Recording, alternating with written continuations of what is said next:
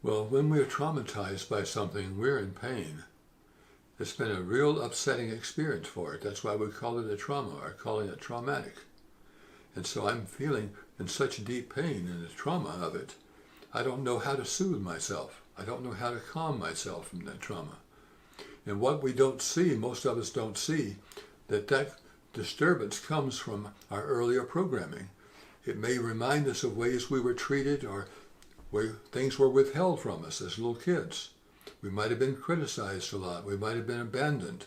We might have been left alone a lot, which is a really very traumatic thing for a kid, to be just left isolated instead of having a loving attention and care.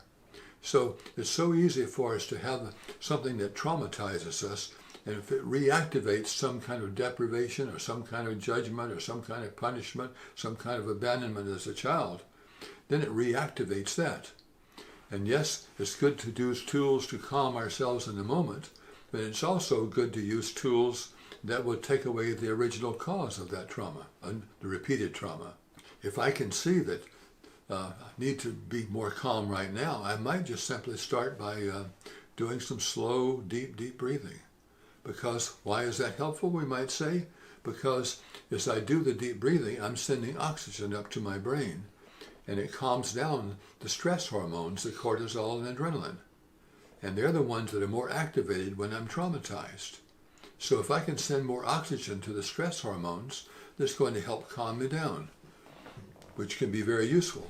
But that doesn't get to the cause of my trauma being so punctuated. So if I can use one of these newer tools that we have available today in the fields of psychotherapy to deactivate those old traumas. And I guess the ones that are most commonly known these days for that would be the thought field therapy, or it would be the EMDR or EFT or TFT or any of those.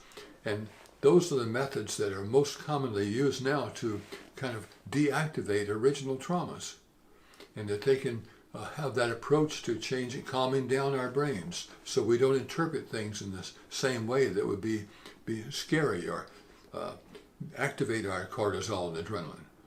You know, because the caveman needed that cortisol and adrenaline to flee from tigers, and he had to get to the cave to save his life.